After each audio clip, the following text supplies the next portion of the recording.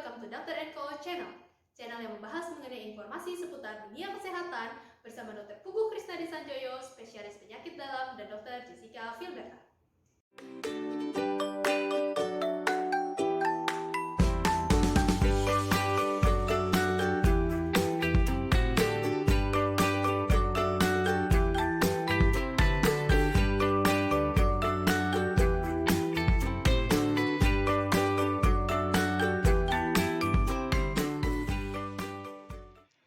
Untuk topik bahasan kali ini adalah hipertensi atau darah tinggi dengan 6 topik bahasan yang akan kami ulas secara rinci satu persatu.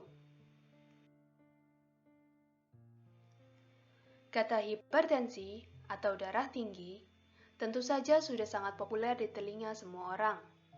Pertanyaannya, kapan seseorang disebut hipertensi?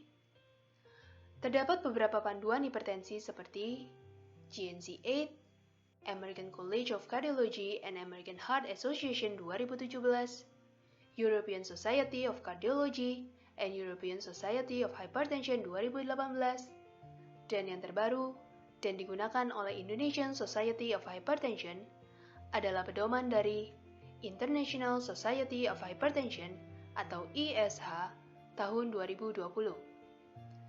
Berdasarkan pedoman ini, dikatakan hipertensi jika tekanan darah sistolik lebih dari sama dengan 140 dan atau tekanan darah diastolik lebih dari sama dengan 90.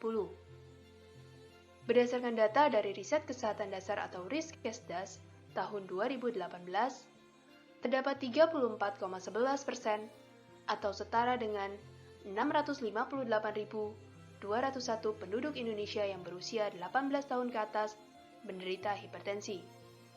Jumlah ini meningkat dibandingkan data tahun 2013 yang berada pada angka 27,8%. Apa saja tanda dan gejala hipertensi? Tidak semua penderita hipertensi merasakan keluhan maupun gejala, sehingga hipertensi sering dijuluki sebagai silent killer. Keluhan yang mungkin timbul antara lain sakit kepala, gelisah, jantung berdebar, pusing, penglihatan kabur, nyeri dada, sesak nafas, mudah lelah, hingga gangguan kesadaran. Organ apa saja yang mungkin terdampak? Dalam hipertensi, terdapat target organ yang dapat mengalami kerusakan akibat hipertensi, atau dikenal dengan Hypertension-Mediated Organ Damage atau HMOD. Organ-organ tersebut adalah otak, ginjal, jantung, mata, dan pembuluh darah. Gangguan yang mungkin terjadi meliputi stroke, penurunan fungsi kognitif, gagal ginjal, pedebalan dinding jantung, serangan jantung, gagal jantung, kelainan retina akibat hipertensi, serta penyakit arteri perifer. Pemeriksaan apa saja yang mungkin diperlukan? Berikut adalah pemeriksaan yang diperlukan untuk mengetahui adanya kerusakan target organ akibat hipertensi, yaitu EKG untuk mengetahui adanya penebalan dinding jantung, kelainan irama jantung seperti fibrilasi atrial, serta gangguan jantung lain. Urinalisa lengkap untuk mengetahui adanya kerusakan ginjal seperti albuminuria. Funduskopi untuk mengetahui adanya kelainan retina mata akibat hipertensi. Ekokardiografi untuk mengetahui adanya kelainan struktur dan fungsi jantung. USG karotis untuk mengetahui ketebalan intima media dan plak karotis. USG Doppler perut untuk evaluasi ukuran dan struktur ginjal, penonjolan pembuluh darah aorta perut, serta kelenjar anak ginjal. Pulse Wave Velocity atau PWV sebagai indeks kekakuan arteri dan arteriosklerosis. Ankle Brachial Index atau ABI untuk mengetahui penyakit pembuluh darah tungkai. Uji fungsi kognitif dilakukan pada pasien dengan gejala gangguan kognitif, serta pencitraan otak untuk mengetahui adanya iskemik atau perdarahan otak. Apa yang penting untuk saya lakukan? Pola hidup sehat adalah salah satu hal penting dalam pengelolaan hipertensi. Pola hidup sehat telah terbukti menurunkan tekanan darah seperti pembatasan konsumsi garam, rekomendasi penggunaan natrium sebaiknya tidak lebih dari 2 gram per hari atau setara dengan 5-6 gram NaCl per hari atau 1 sendok teh garam dapur. Pembatasan konsumsi alkohol, perubahan pola makan, disarankan untuk konsumsi makanan seimbang yang mengandung sayuran, buah-buahan segar, produk susu rendah lemak, gandum, ikan, dan asam lemak tak jenuh seperti minyak zaitun. Disarankan untuk membatasi asupan daging merah dan asam lemak jenuh. Penurunan berat badan dan menjaga berat badan ideal dengan target berat badan ideal adalah indeks massa tubuh antara 18,5 hingga 22,9 serta lingkar pinggang kurang dari 90 cm pada laki-laki dan kurang dari 80 cm pada perempuan. Olahraga teratur, disarankan olahraga 5-7 hari per minggu, minimal 30 menit berupa latihan aerobik dinamik intensitas sedang seperti berjalan, jogging, bersepeda, atau berenang. Dan yang terakhir adalah berhenti merokok. Kapan obat antihipertensi perlu dikonsumsi? Pada pasien yang terdiagnosis hipertensi, perubahan gaya hidup merupakan langkah pertama yang harus dilakukan. Jika tekanan darah pasien tergolong pada hipertensi derajat 1, penggunaan obat antihipertensi disarankan pada pasien risiko tinggi atau dengan gagal ginjal, penyakit jantung pembuluh darah, diabetes, atau adanya target organ yang terdampak. Penggunaan obat antihipertensi pada pasien risiko rendah sampai sedang tanpa adanya gagal ginjal, penyakit jantung pembuluh darah, diabetes, serta target organ yang terdampak diperlukan bila tekanan darah masih tidak terkontrol setelah 3-6 bulan intervensi gaya hidup.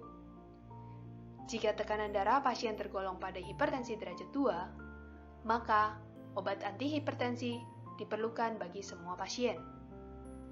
Saat ini, strategi pengobatan yang dianjurkan adalah menggunakan terapi obat kombinasi pada sebagian besar pasien untuk mencapai target tekanan darah. Jika tersedia, dapat diberikan dalam bentuk single pill combination untuk meningkatkan kepatuhan pengobatan. 5 golongan obat antihipertensi utama yang sering direkomendasikan adalah golongan ACE inhibitor. Beberapa pasien mengeluhkan batuk setelah mengonsumsi obat ini. Angiotensin reseptor blocker atau ARB, diuretik, efek dari penggunaan obat ini adalah sering berkemih. Calcium channel blocker atau CCB, beberapa pasien mengeluh kaki bengkak dan sakit kepala setelah mengonsumsi obat ini. Dan yang terakhir adalah beta blocker. Obat ini tidak disarankan pada penderita dengan asma. Golongan obat lainnya adalah alpha-1 blocker seperti prazosin, sentral alpha-1 agonis dan obat sentral lainnya seperti metildopa dan klonidin, serta direct vasodilator seperti hidralazin dan minoxidil. Untuk kombinasi obat yang sering direkomendasikan adalah golongan ACE inhibitor atau ARB ditambah dengan golongan calcium channel blocker atau diuretik.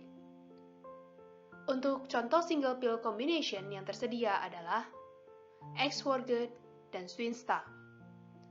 Pertimbangkan monoterapi bagi pasien hipertensi derajat 1 dengan risiko rendah atau tekanan darah sistolik kurang dari 150, tekanan darah normal tinggi dengan risiko sangat tinggi, serta pasien usia sangat lanjut 80 tahun ke atas atau ringkih. Penggunaan kombinasi 3 obat yang terdiri dari ACE inhibitor atau ARB ditambah CCB dan diuretik dilakukan jika tekanan darah tidak terkontrol oleh kombinasi 2 obat. Dan kombinasi ACE inhibitor bersama dengan ARB tidak direkomendasikan. Sangat disarankan untuk mengonsumsi obat sesuai anjuran dokter karena dokter akan memilihkan obat yang paling sesuai dengan kondisi setiap pasien. Dan untuk kesimpulannya adalah, diagnosis hipertensi ditegakkan bila tekanan darah sistolik lebih dari sama dengan 140 dan atau tekanan darah diastolik lebih dari sama dengan 90. Hipertensi merupakan faktor risiko terhadap kerusakan organ penting seperti otak, jantung, ginjal, retina, pembuluh darah besar, dan pembuluh darah perifer. Pola hidup sehat dapat mencegah atau memperlambat awitan hipertensi, mengurangi risiko penyakit jantung pembuluh darah, serta mencegah kebutuhan terapi obat pada hipertensi derajat 1. Namun, sebaiknya tidak menunda terapi obat pada pasien dengan keterlibatan target organ atau risiko tinggi penyakit jantung pembuluh darah.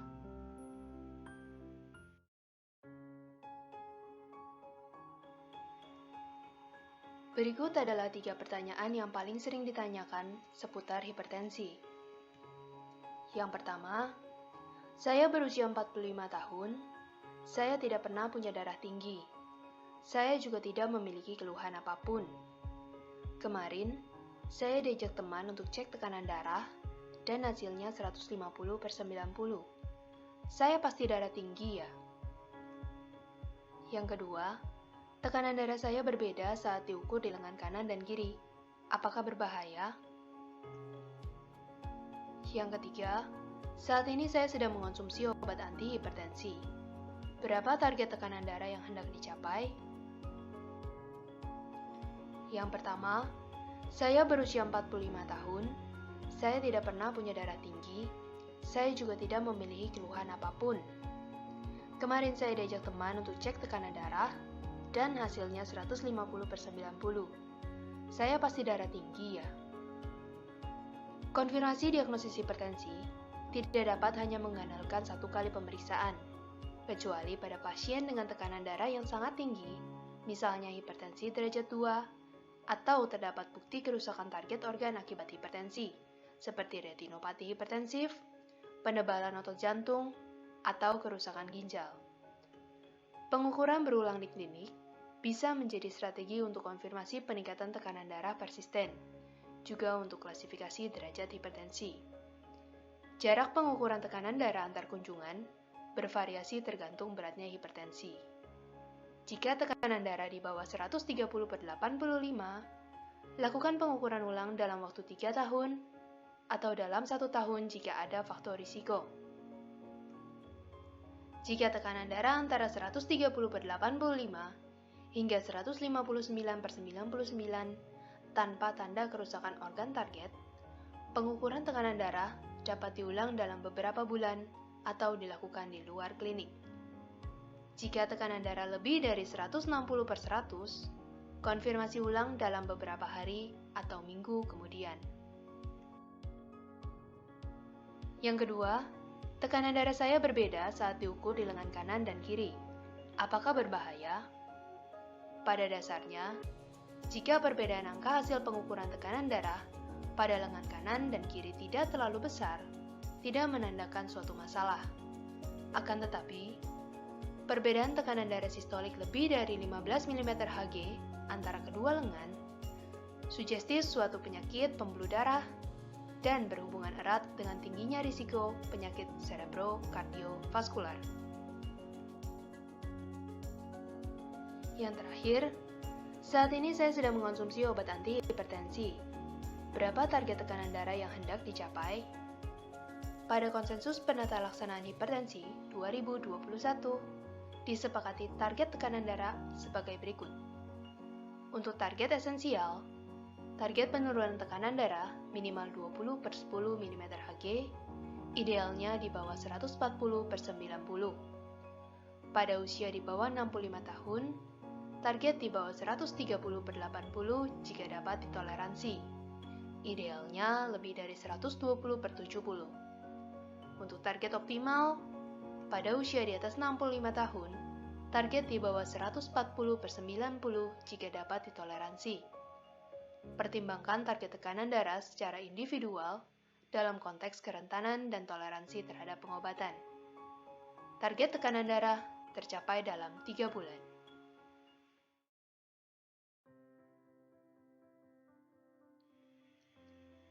Dan untuk current issue pada topik hipertensi, mengangkat tema tentang stres, emosi, dan tekanan darah yang diambil dari jurnal PNAS tahun 2021. Permasalahan hidup yang terjadi dari berbagai aspek dapat membuat seseorang menjadi stres. Stres sering dikaitkan dengan dampak negatif seperti peningkatan tekanan darah, di mana jika dialami berulang, dapat menyebabkan penurunan kondisi kesehatan. Peningkatan tekanan darah berlebih juga dikaitkan dengan perkembangan penyakit hipertensi dan jantung pembuluh darah. Stres atau emosi merupakan suatu tuntutan terhadap seseorang. Orang tersebut akan menanggapinya dengan sumber daya atau kemampuan yang dimilikinya, seperti kemampuan secara psikologis, finansial, dan sebagainya yang akan mempengaruhinya dalam menghadapi stres atau emosi.